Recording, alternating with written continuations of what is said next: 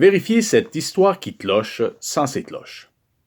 Cette fois, allons prendre une simple marche dans le quartier pour voir si rapidement, avec les moyens du bord, nous observons les traces crédibles de l'incohérence de l'histoire officielle, telle que rapportée actuellement par ceux qui la dénoncent brillamment. Et si une tendance se révèle ou qu'une constante se répète, comme ce fut le cas dans mon exemple du nombre triangulaire, pousser plus loin l'investigation fait juste du sens, afin de découvrir encore une fois la formule cachée. Toujours en faisant le lien avec ce jeu corrompu d'un narratif orienté par la réputation et le discours de faux experts, choisis pour leur capacité à mentir et se soumettre à un culte ou à une fraternité pour la gloire et l'argent, afin de protéger le marché de leurs maîtres à penser qui ont la main mise sur la célébrité et l'octroiement des grands postes corporatifs politiques, institutionnels, médiatiques et scientifiques pour subtilement nous les imposer comme une autorité, afin de mieux nous voler et nous contrôler. Voyons d'abord les grandes lignes officielles. En gros, vers 1850, à l'instar de plein d'autres villes et villages en développement un peu partout en Amérique, Montréal va réussir avec ses quelques 60 000 habitants à mettre en place toute une infrastructure complexe de canaux fluviaux, de réseaux ferroviaires et de routes qui vont favoriser un développement industriel et manufacturier lui étant inconnu jusqu'alors. Le tout avec une rapidité d'exécution, une ingéniosité technique, un sens de l'esthétisme et un approvisionnement sans faille en outils, main-d'œuvre et matériaux nobles, pour des chantiers qui sont en plus ralentis 5 mois par année par des hivers rigoureux, un fleuve gelé et une population locale qui lutte encore pour son confort et sa survie. Qui plus est, un tel développement nécessitait, comme vous allez rapidement le constater, un grand sens des priorités, des responsabilités et du partage communautaire. En effet, tel que l'histoire nous le rapporte, nos ancêtres, en plus de devoir bâtir leur propre maison, leur aqueduc, leur égout, leur édifice institutionnel architecturalement anachronique, et de payer dévotement la dîme, cet impôt déguisé du commerce des âmes, géré par des constitutions corporatives spirituelles pour nous vendre un stationnement au paradis de leur Dieu caché du Golden Order Dominion, avec mon bel accent anglais, avait le temps et les ressources pour construire non pas une, mais une multitude d'églises magnifiques en pierre taillée. Et souvent, à quelques centaines de mètres près l'une de l'autre, comme cela s'observe aisément à Montréal, alors que le village ou arrondissement voisin, accessible à pied, sans avoir à sortir le cheval et la calèche, en avait déjà construit une très très belle.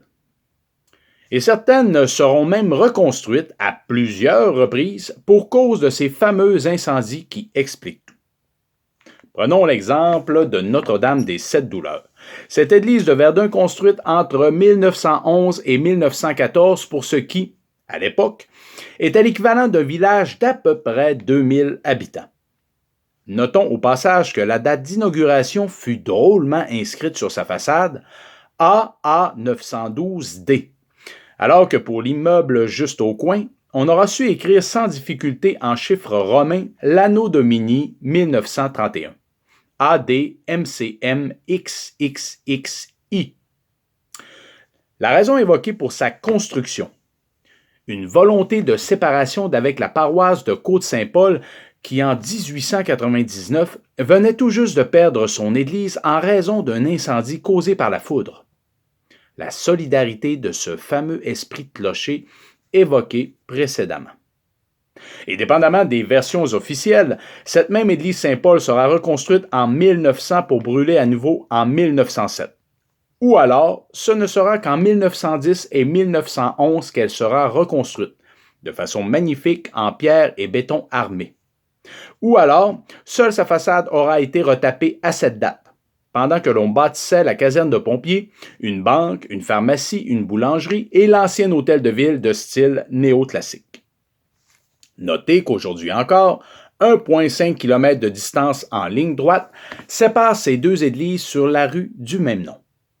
Et juste pour insister sur cette obsession d'avoir une densité élevée d'églises au kilomètre carré, pas très loin de là, en 1904, année de l'Exposition universelle de Saint-Louis aux États-Unis, et dans ce qui sera appelé plus tard l'arrondissement Côte-des-Neiges Notre-Dame-de-Grâce, pour lequel j'ai travaillé, Le frère Abundius et le célèbre frère André vont quant à eux préférer bâtir une petite chapelle en planches d'épinette. Et après avoir pris le temps avec leur équipe de l'agrandir à 4 reprises et de la déménager, ils vont eux aussi se décider à la grandeur en amorçant en 1914 la construction de la crypte pour la future basilique de l'Oratoire Saint-Joseph. Mais quel bâtisseur incroyable! Quel gestionnaire de projet efficace pour mobiliser ressources et huile de coude sans satellite ni calculatrice. Il suffit de se promener sur l'île de Montréal pour comprendre que tout devait être constamment en chantier au 19e et 20e siècle et que nos ancêtres ou leur postérité n'auront pas pu bénéficier réellement ou très très longtemps pour eux-mêmes du résultat d'ensemble cohérent et esthétiquement glorieux de leur vision et de leur travail colossal. Ce qui est étrange. En effet, malgré le fait que nous sommes devenus beaucoup plus nombreux avec le temps, ce patrimoine, au lieu d'être intégré, protégé, entretenu, valorisé, sera plutôt détruit, modifié ou abandonné, une tendance généralisée partout dans le monde occidental. Comme si cela faisait partie d'une volonté politique planifiée de l'oubli, ce qui était en fait le cas. Cela questionne également cette incroyable facilité pour l'époque de financer publiquement ces grands travaux et toutes ces fameuses expositions universelles dans les grandes villes du monde, afin de construire en moins de 3 années des palaces et des sites architecturaux d'une beauté exceptionnelle pour mieux les démolir par la suite, au lieu de laisser les populations locales indigentes, qui les avaient payées et probablement construites, les utiliser. C'est tout plein de gros bon sens modernes et tout à fait conforme à ce modèle politique de gestion corrompue du mensonge dont la démonstration n'était plus à faire. La technologie est développée pour se rendre sur la Lune, elle appartient aux Américains qui l'ont payée, et elle est détruite par la suite par leurs propres institutions sans leur consentement éclairé, rendant difficile le fait de vouloir y retourner facilement 50 ans plus tard. Même logique ridicule. Mais qu'est-ce qui s'était passé? Qu'avions-nous perdu en chemin? Pourquoi, dans ma modernité, ça faisait plus de 20 ans que je circulais sur une autoroute 20 en perpétuelle réparation avec ses cônes orange éternels? Ou encore, pourquoi construire cette piste cyclable toute croche au coin de ma rue, embellie d'une finition de pavé briquelé, finition qui sera détruite 3 mois plus tard parce que l'asphalte de la rue transversale sera refait?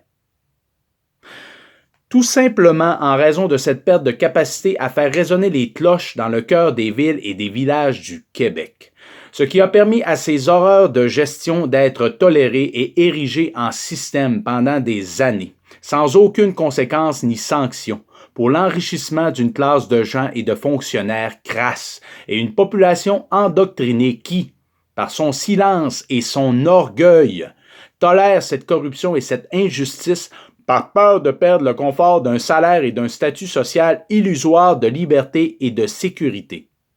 Le Golden Order Dominion. C'est un peu mieux, là. Avais-je besoin personnellement d'une autre preuve formelle de l'incroyable détournement de nos administrations publiques, de la corruption, de la faillite morale et du mensonge juridique et bureaucratique qui avait pris le contrôle de la société? Évidemment non, vu mes propres exemples personnels que je vous étayais pour cette raison.